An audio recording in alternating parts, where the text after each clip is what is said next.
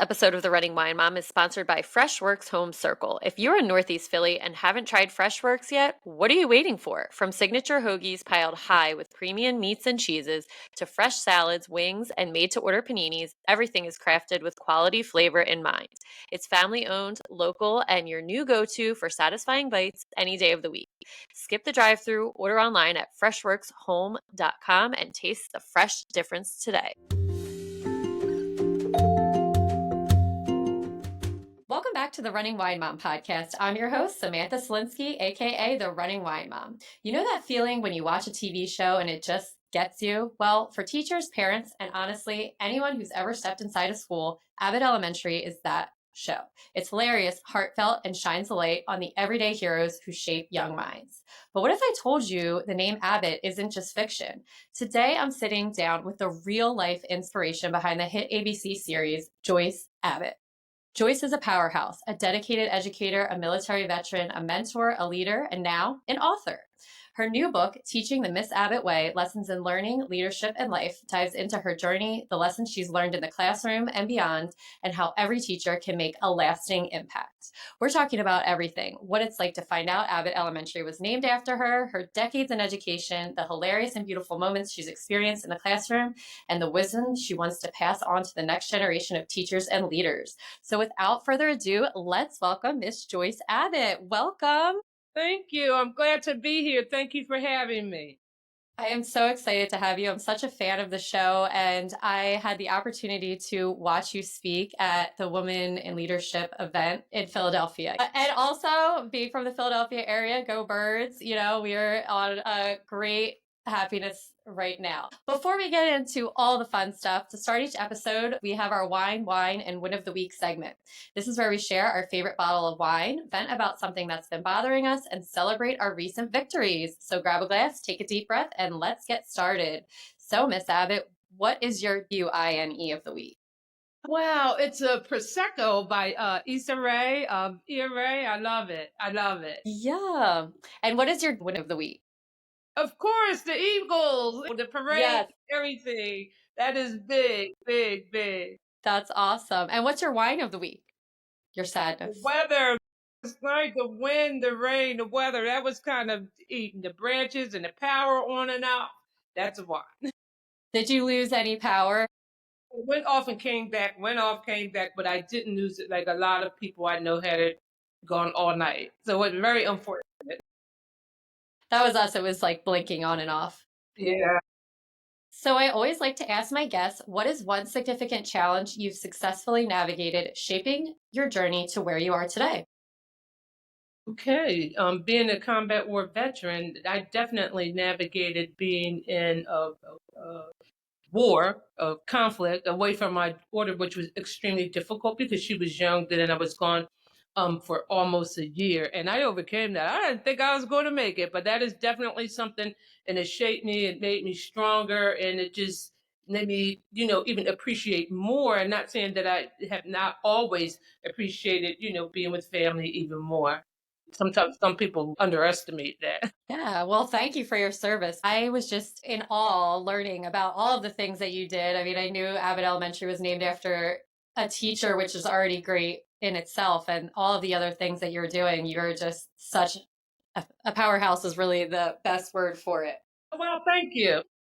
So let's talk a little fitness. What is your favorite way to stay active? Really walking. My hope is this year to get back into the gym, but walking, and no dancing. I'll dance by myself. Love dancing. I'm going to do a dance class tonight, actually, at my gym after this. That's what I Yeah. want to get into, because dancing and then it's exercise. So yeah. Oh my gosh, the class that I do, it's so fun. It's so, I think if you're Wow. ever in the Newtown area, you could come to the class with me. Definitely. So how does maintaining your fitness routine contribute to your understanding of the relationship between mental health and physical health? Because you have to be physically fit for me, to maintain your mental stability. because without the physical fitness, sometimes it could just take control over your mind. And also being physically fit, like when I'm walking, or maybe even when you're exercising, it does so much to relieve things that are on your mind and gives you a sense of calm, a sense of peace. So both of them, they intertwine, and they're equally as important to balance out each other. Yeah, awesome. All right, so the running wine mom next, we talk a little parenting. Tell us about your family. Well, I'm the youngest of eight. My mother is currently 102. She'll be 103 March 2nd. Yes, I have three brothers and four sisters, and I have one daughter uh, in the trees. That's That's it. awesome. Yeah, And what do you think your parenting style was raising your daughter? that's a good question. I've never been asked that. Firm but loving, supportive, caring, understanding, with a little firmness and toughness and not being liked sometimes. Got it. It's hard. I feel like teaching really prepared me for parenthood in the fact that like you're not going to be liked all the time, and I'm like, okay, you guys will get over this. Yeah, yeah. What do you think you were least prepared for in parenting? The separation, the long separations that I was away from her, and not only with the Persian Gulf War, but when I came back and ended up separating and eventually divorcing, and we went to Germany, I had to keep deploying and leaving her, and that was very difficult because we were in a different country. I didn't have family there. I did have very supportive babysitters, and that's what led me to come out, because I probably would have stayed in the military for 20 years. Wow. And what is one piece of parenting advice that you would give to your parents? Be open for conversation and receptive and caring, and even through the good and the bad. Remember, as your child, you may not agree with everything they do or every choice they make, but you always have to love and support. All right, well, thank you. So let's get into it. I have to ask, what has this whirlwind of recognition been like for you? One minute you're shaping young minds in the classroom, and the next your name is on an Emmy-winning show. What is that? What is the feeling of that? It was different, especially for me, because first of all, I'm humbly honored by everything, but it definitely was different for me because I worked and I came home. I kept a small circle. I was never like out in the limelight. So being out like this and meeting people and going on different speaking engagements, it's definitely different for me. The good thing is I have really met some really wonderful people in this work that I really, and outside of the work also, that I probably would have never had the opportunity to meet. And I've come across awesome organizations that are doing great work in the field of education, some that I didn't even know about. In that respect, it's been pretty good, but it's been very different for me in my life, very different, but again, humbly honored. That's wonderful. And so before we get into Abbott Elementary and your book, let's go back. What originally drew you to education after your military career? What was the moment where you just knew, like, this is where I want to get into? Well, really, in life, I really, in the back, my mom wanted to be a teacher. Like I used to play with my sister's perfume bottles, and they were the students. And even when I played with my friends and family, I was always the teacher. However, when I went into undergraduate, I did major in business economics. So I wanted to go. Once when I was in the military, and I decided that I really had to transition out due to me being absent from my daughter a lot. I would during my transitional process, the Troops and Teachers program was something that was introduced to me. And I was like, wow, and I could go back to my first love. And I applied and I was accepted. And it was a blessing for me, and it helped me obtain my master's degree. And I went right into teaching in the inner city of Philadelphia after that. It's awesome. So how did your time in the Army kind of shape the way that you approach teaching and discipline in the classroom? Well, from the Army, you're very disciplined, you're very organized, you're very, no nonsense, but you also are a very good team player. And even if you disagree with your battle buddy or disagree with your buddy, sometimes those decisions that you make could, be life changing, could be in someone's life.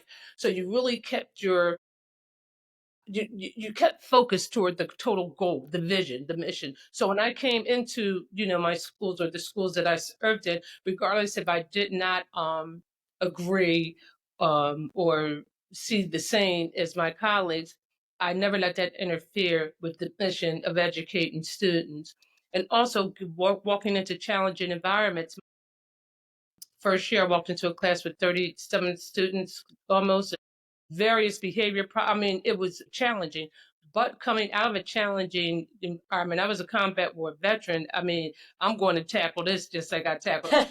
And it gave me, the stamina, and I wasn't scared of hard work. I wasn't scared of long hours because I was used to long hours, 12, 13, 15 hours a day. We done ran a 9-mile battalion run before 7 in the morning. So if you're looking to get into teaching, this is what you have to do before to prepare you. And as we know, teaching isn't just a profession, it really is a calling. What did keep you going on those hard days, and what advice would you give to educators who are really feeling burned out? That's a good question. Just understanding my why I was doing the work, and understanding, my passion, because I knew it was hard. So understanding my why, even, and I had several hard days, saying, okay, you have to stay focused on your why. Why did you do this? You want to be impactful. You are a product of the community that you're serving. You were born and raised in West Philadelphia. You're a product of the public school system. You can make a change because in some instances, you are this child's only hope. So with that alone, it just kept me moving. And then when I seen the progress I was making, even with the students, even some of the most challenging students, it kept me encouraged. But as far as advice to, people in the profession, one, if you understand your why, because it's difficult, and you are truly passionate, you're not going to quit as easy. It's not a magic word I can say to say, okay, this is going to help you stay in a profession. Because if it's not in here and you're not willing for them challenges, it's going to be easy to give up because the profession is extremely difficult right now. Yes, I feel all of that as being in the profession for, I think this is my 16th year, 14th at my Really? school. Yeah. But yeah, I'm over the bridge I'm in Burlington City at the high school there. I've been there for, yeah. Really? It's So I basically. feel everything you're saying I can totally relate to. So let's talk about being the Abbott in Abbott Elementary. When did you first find out that it was being named after you, and what was your reaction? Well, even when Quinta was a comedian, my daughter always followed her on social media. So at the onset of her starting this, my daughter said, Quinta's in a show and it's going to be named Abbott Elementary. I just know it has something to do with you. I really didn't think twice about that, even though it was spelled ABB. Even though it's your last name. Right. And then one night while watching the Channel 6 News, the Isha Pitterelli was like talking about Abbott Elementary and how it was, the name of the show was inspired by this actual teacher, Joyce Abbott. And she was like, if you're watching, Quinta would like to reconnect. I'm like, what? For real? Because I watched him. So that's when it was actually, confirmed that, the name of the show was actually inspired by me. Wow. And so, you had Quinta as a student. Mm-hmm. Did she have any early signs that she'd be going on to doing something as incredible as she's doing? I never thought that she would be a comedian, but I am not shocked at all by her success because she was driven, as I'm not shocked with a lot of my students' success. But she was very driven at the time, very determined, took challenges head on. So I wasn't shocked. I was very happy, for her. I'm very proud of her. Definitely. Definitely. Aw.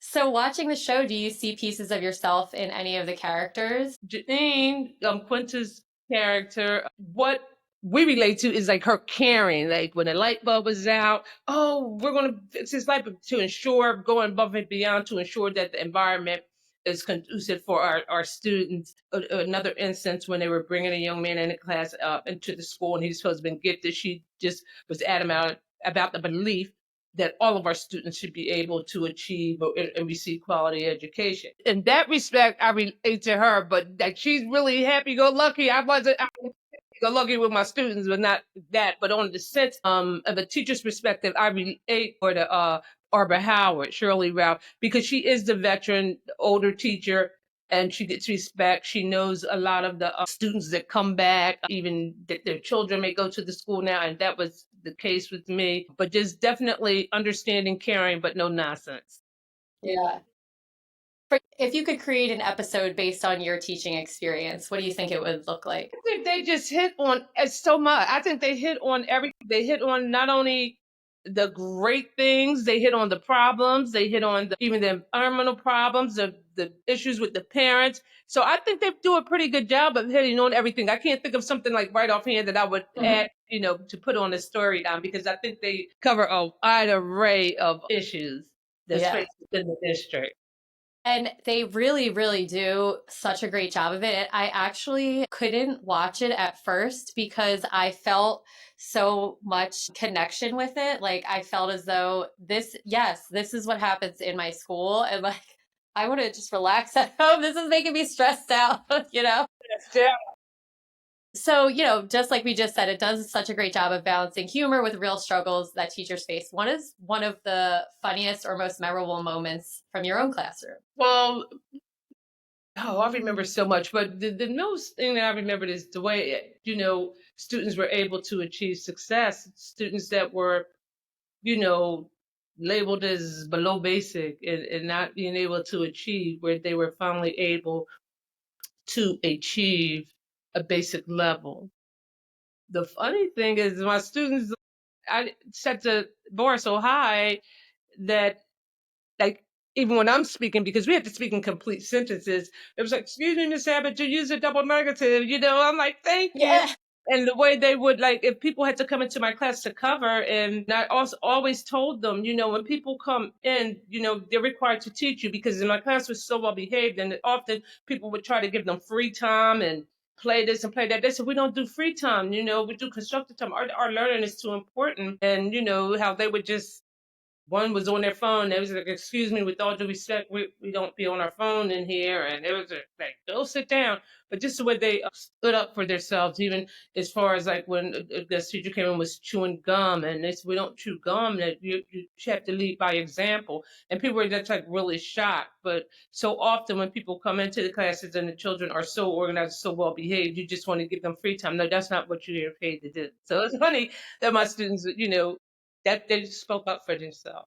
No, that's wonderful. And that's one of the things that someone told me before I started teaching was like, it could, because, I'm obviously at high school and a lot of the kids are independent, and you want to have such structure that you could leave the classroom and nobody would even know that you left because they're on such a schedule. And that's always been something that I've tried to do. And it sounds so similar to what you're Yes, talking about in yes, success. So I'm on the right path, I think. yes. So let's talk about your book. Your book, Teaching the Miss Abbott Way, it's not just about education, it's about leadership and life. What's one lesson from the book that you think applies to everyone, not just teachers? Setting the bar higher. Setting the bar higher. That Yes. applies to everyone, not just teachers, in your normal life. And whatever we do and whatever we are in, always set the bar higher to try to do better, and to maximize your greatness. But just that is one definitely a key point, is setting the Yep. bar higher in every, aspect of your life, even with your health, with your fitness, as we were saying, your eating habits, just setting the bar higher to do better. Yeah. Yeah. And people get comfortable in everyone in any Hmm. part of life. And that's something that, when you're comfortable, yeah, it feels nice there, but what are you really achieving? And like you said, Exactly. setting the bar higher. Yes.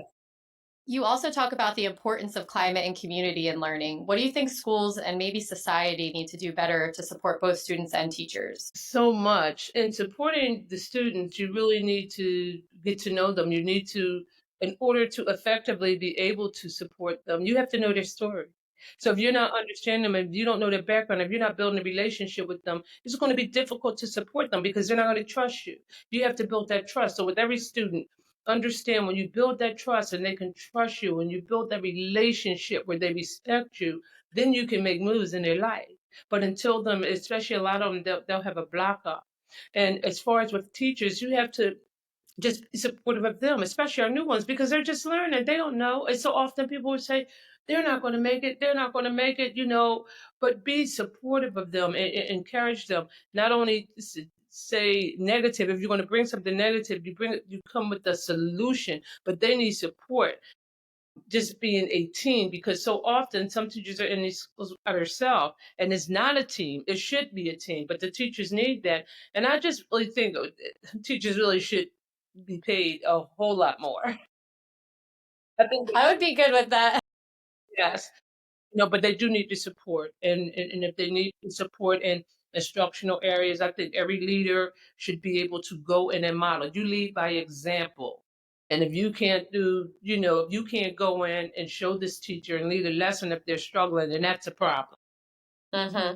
Yeah. And to go back to what you were saying about building relationships with students, one of the veteran teachers that told me when I was there is if you're having a behavioral issue with a student, find out what they love to do and go do that. So, like, if they're on the soccer team, go to their soccer game. If they're on the basketball team, go to the That's it. basketball Yeah. game. Like, if they're in the chess club, go check out chess club. Whatever it is, try and see what they're involved with It's really good. outside of school, you know? She's exactly right about that. That is so important. That is so Yeah. important. She's right. Yeah. So if you could go back and give first year Miss Abbott one piece of advice, what would it be? You can do it. I gave myself advice. For real, for real. You can do it. The challenges, the obstacles, the discipline problems, you can do it because you are destined to make a difference in the life of children. So you're going to hang in there regardless of your days and your nights. You're going to hang in there and you could do this, Joyce. You could do it. You got it. I encourage myself a lot during teaching anyway, and that's what teachers have to do. Yeah. If you're looking for your leaders and your colleagues to encourage you, it's not going to happen. It's so true. It's like very easy to kind of get into the negative of it. And it's like, no, you do your thing with your class and be successful. So you did kind of touch on this, like your leadership in school culture, but it did really earn you so much recognition. And I think for a lot of people, it's really hard to imagine that you could have such respect from your students while still keeping such a warm, supportive environment. How can other educators get that balance? Again, it goes back with, and I'm a firm believer of that, building those relationships. I did that a lot early in the school year, having one-on-one conferences, especially with my more troubled students. Let me buy you lunch today. Building relationships with the parents, like genuine, honest relationships, not just calling when it's a problem. I just want to tell you I'm proud, especially when you have students who have struggled either academically, especially in this area, or with behavior wise, when they get a call, a positive call home, Mm-hmm. better, it does so much for the parent also. It does so much for the parent because they don't really get it. And even with our students that do well all the time and exceed all the time, I heard that from one of my students who do so well, they don't even get calls because they're doing well. So Yeah. it's all to celebrate because those parents need to be celebrated too because they're doing something right. I just want to thank you. It's worries, but thank you because such is doing so well, and it's a pleasure to have them. Building those relationships. If you don't build the relationships, because this thing is a teamwork. It takes the home, the school, the child, but the relationships have to be built. And I put a lot of time into that early on, building those relationships, and that helped to move further and to be able to be more effective and changing, making a difference in my students' lives. Yeah, and I love that you talked about even the good kids. They do need, and I find myself kind of forgetting that too. Cause you're like, oh, they're already great. They're on the right track. And so this year, actually, one of my not goals, but just something to remember because my daughter's first year of preschool is this year. So I really see like, yeah, like her teacher will email me like good stuff. And I'm like, I need to do this to my high school parents because it feels really good when you get those emails, not just the negative. And even when bad kids, I remember years ago, sorry to go on a little tangent, I had a student who was so bad. He was so bad. And we worked like so hard with him. I'd be calling his mom and she's like, I know, like whatever.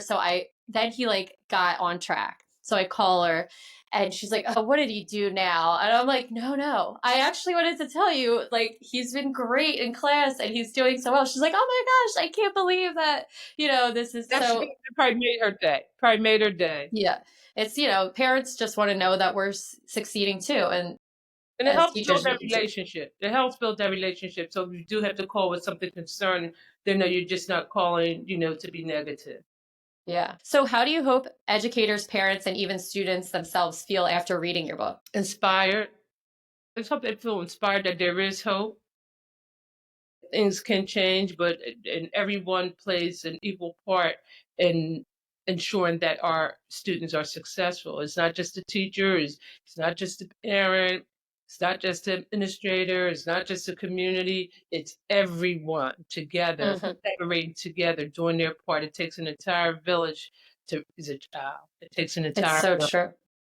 and that's what I So, let's Yeah, let's get into some fun questions now. So your name is literally on the map now with Joyce Abbott Way. What does this honor mean to you? Wow, humbly honored. Every time I ride by the street, I'm still like shocked. It means I'm just honored. I'm humbly honored, and it means a lot. And I just hope it just encourages teachers like, wow, you really do, even when you don't know, you're making a difference and making a big impact. But it means a lot to me. I'm humbly honored. I'm definitely Yeah. humble. I would have never expected anything of this nature. Believe me. And you've been able to also go on some really cool shows like the Jimmy Kimmel Show. What experience was the most surreal for you? Oof, all of them really, because I'm not just Jimmy Kimmel. That was my first one. Like when they called me, I'm like Jimmy Kimmel, and I didn't eat that day because I was still working. I was still working. I was the climate manager. I was extremely, extremely nervous. They were going to fly me out, but due to COVID concerns, we just did it on virtual, and Clinton didn't know. But yeah, I was extremely nervous. I didn't eat that day. That was like the first one. So that big Family Feud was until I got to be with all the cast in person. So that was That really is so real. That was cool. the first time I Ha- met all of them in person. yeah, how was it meeting? They probably thought you were the celebrity of, how was it meeting all of the character or all the They're actors? awesome. They're awesome. I've done several things with Tyler James, and I've done a few things with Shirley Ralph, and I greeted Lisa Malters when she came to Philadelphia on the food truck tour. I met her there. So all of them are very nice. I really like all of the cast members that I've had the opportunity to meet and interact with. That's Really awesome. nice, down to earth. So, if your younger self could see you now being recognized in the beautiful city of Philadelphia, inspiring thousands, millions, having a book, what do you think that she would say? Not this wouldn't be happening. Not my young. Oh no, it never happened. Yeah, I Yeah. was raised in West Philadelphia, product of the Philadelphia Public Schools. I'm not saying being an effective educator, I could see that, but all of this, I would have never imagined at all in my younger self, ever. So cool. So, teaching is a career that takes a lot out of you. What is your favorite way to recharge and take care of yourself? Oh, wow. Now, when I was working, I didn't do a lot, taking time for myself. But as you said, unwind, just relax, listen to some nice music, have a nice glass of wine, go for a walk, go out with friends, in church. But now I'm unwinding a little bit, listen to some nice music, dance. I love that. Love that. Love that. Um, all right. I just want to, so we're approaching the last question. Is there anything that I missed? You've answered so much. No, you've done Okay. very good. Great. All right.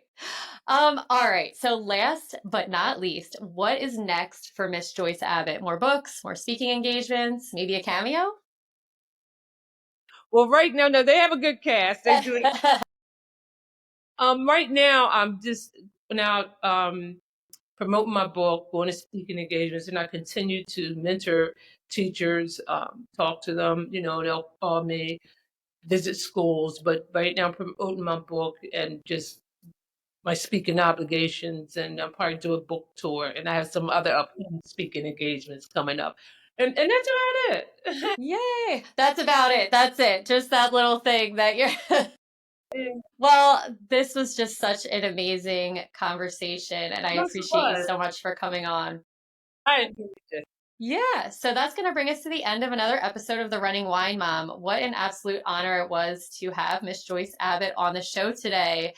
Her passion for education, her leadership, and the way she continues to inspire not just students, but teachers, parents, and communities is truly incredible. If you loved today's conversations, you have to check out her book, Teaching the Miss Abbott Way Lessons in Learning, Leadership, and Life, which I will link in the show notes. It's packed with wisdom, heart, and real stories from her time in the classroom, stories that will inspire anyone, whether you're an educator or just someone who believes in the power of learning and mentorship. And of course, if you're not already watching Abbott Elementary, what are you waiting for? Miss Abbott's legacy is living on in such a fun and meaningful way, and I, for one, cannot wait to see what is next for her. And as always, if you enjoyed this episode, please consider subscribing, leaving a review, and sharing it. You can follow me on Instagram at @therunningwinemom_. And Miss Abbott, where can the listeners find you? The Real Miss Abbott on all social media platforms, and the realmissabbott.com. Yeah, the Perfect. realmissabbott.com. Awesome. I will link all of that. Thank you again so much for Thank coming you today. so much. It was nice meeting you and chatting with you. Yes, you too. Thank you so much for joining us today. Remember, you are strong, you are capable, you are all amazing. Until next time, keep running, keep sipping, and keep embracing the joy of motherhood. Cheers, and I will be back next Tuesday.